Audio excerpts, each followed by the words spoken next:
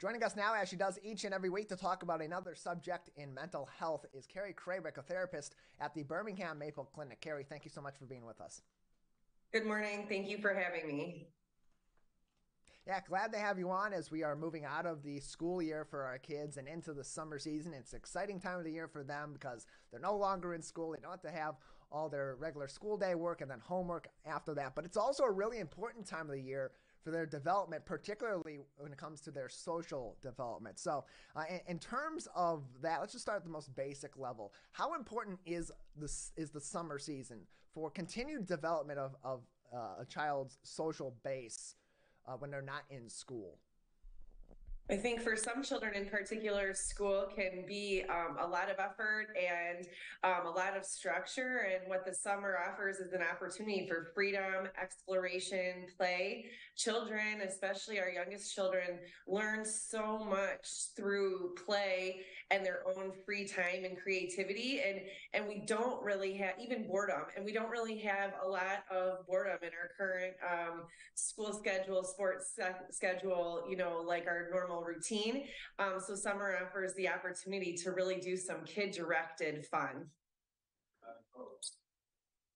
And on top of that, it also provides them opportunities to maybe meet some new people, get back out and about, definitely get in some physical activity and time outside in the sun that can be tough to come by during the school year when you're either in the classroom or you're at home doing homework or spending time with your family. But even with all of that, it comes with a certain anxiety also, especially for kids that have not been to a summer camp before and perhaps are going away from home to an overnight camp. That can also bring some different anxieties or nervousness along with it. So what are some of those common anxieties we see with kids who are going to camp, whether they've gone year after year and they're going once again this summer, or it's their first time? Sure. So I think some nervousness would be totally normal and should be expected. And you would actually really normalize that. It's normal to have some nervousness when you're away from your parent or caregiver, especially because those relationships are so important to you. And there should also be excitement. And excitement can also get misread as nerves because they're very similar experiences. One gets a little bit positive connotation, one gets a little bit of a negative connotation. So nervousness would be normal, but anxiety, if it's causing sleeplessness, if it's causing disruption, is causing behavior issues, if it's causing resistance or refusal, those would be things that would interfere with their daily life. And those would be things that should be examined further. So on the way to intervene, parents can just check in with their kids, start out asking them, how are they feeling? Don't assume they're feeling anxious, assume perhaps they're feeling excited and just leave it open-ended. Talk about their routine, about the positive things they might be doing. And those things would be very beneficial to your kid. Joining us on the program today is Carrie Krawiec, a therapist at the Birmingham Maple Clinic, as we're getting ready for our kids to have some fun over the summer with either on their own or with some other kids, with their families, and especially at summer camp. And so as parents are getting their kids ready to go to summer camp, they're noticing some of these anxieties, and you mentioned it a little bit there. What can they do to help their kid better prepare for that situation, or at least ease them into that? What ultimately is more than likely going to be a positive experience, especially socially for these kids, and something fun that they'll build memories off of for many years. Sure. For one, parents really need to check their own anxiety because parents can transfer their anxiety about being away from their kids, their perhaps sadness and reminiscent of them, kind of moving into this next phase. And they can make that negativity kind of communicated to their kids, even if they're trying to conceal it. So as parents, reminding yourself, you investigated programs that you thought would be a good fit for your kid. You compared and contrast them to other things. You asked your partner or other adults their advice. So just reminding yourself how you prepared for this, reminding your child that you are confident in them, that you have the confidence that they can handle it, that you wouldn't send them if you didn't think it was going to be good or advantageous. So reminding yourself and your kids of those positive thoughts. For your kid, also let them know, even though they're not with you, Camps are set up to be safe, to be kid friendly, to have adults and supports and other people there. So don't be so quick to offer like an evacuation plan, like, hey, if it's really bad, I'll just come get you. That might be in the back of your mind or even in the back of your child's mind. But first, let them know all of the lines of defenses they have if they're anxious, what they can do to calm themselves. Something you and I have talked before about, like even the grounding technique, what do they see? What do they smell? What do they hear? What do they taste? As one method to remind themselves of positive, to look for helpers. So give them those skills in advance. Have some conversations where you predict or plan problems, and then you can brainstorm what might they do if X happens, or what might they do if Y happens, who might they go to. Take what in terms of communication.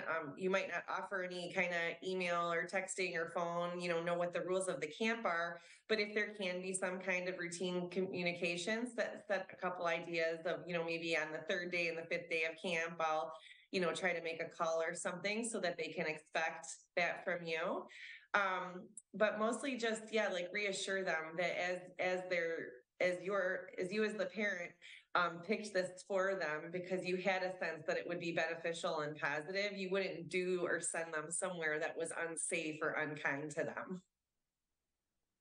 And especially for parents that may be reserved to sending their kids off, especially to an overnight camp or, maybe a month-long overnight camp where kids are going to be off-site and away from them. Let's speak to also the benefits that kids can get from a camp experience, whether it is a day camp or an overnight or whatever the case may be over this summer, in terms of continuing to develop their independence and their self-confidence. That can also be a really big benefit of kids going to camp over the summer.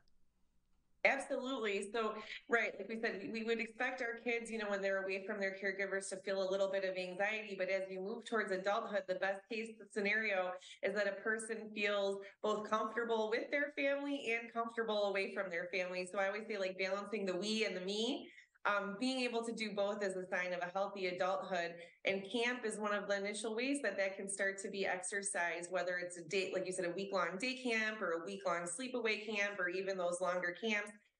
There are ways to sort of strengthen that time away from parents. Again, camp allows for children to do problem solving in the absence of adults. So kids can work together to settle their conflicts or things like that instead of having parent intervention.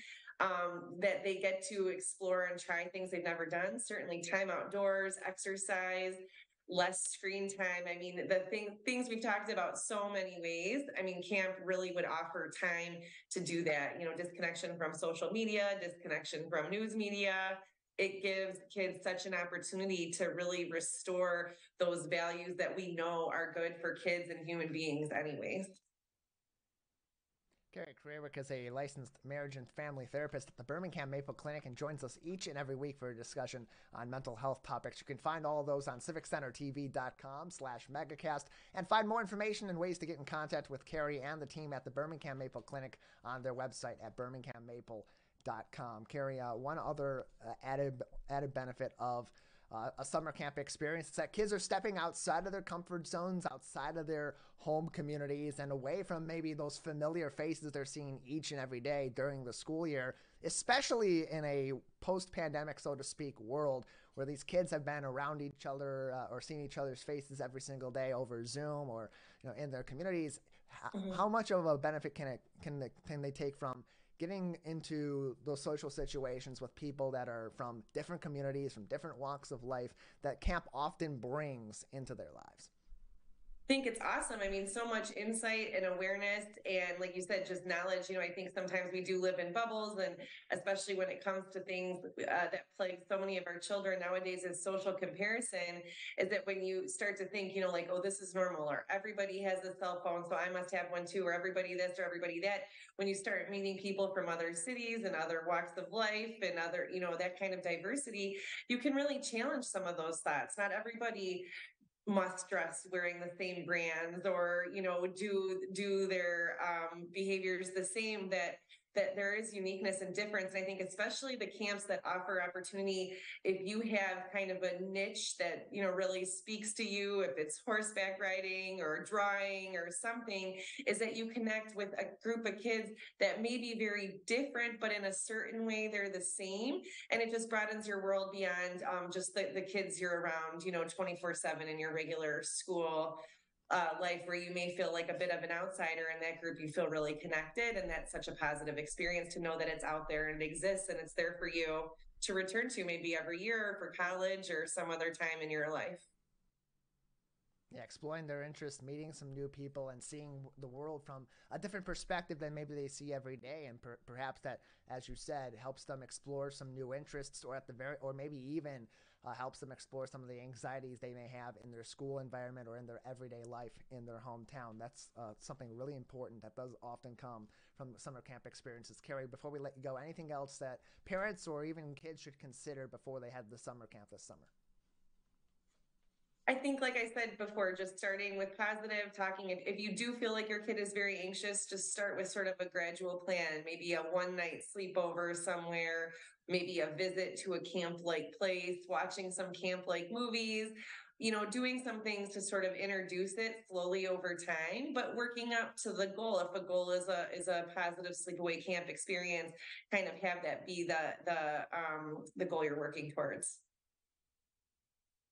Well, Carrie, we appreciate you joining us as you do each and every week to talk about a different topic in the mental health realm, and especially this week as parents are getting ready to maybe send their kids off to summer camp as the school year comes to a close. Thank you very much. Thank you for having me.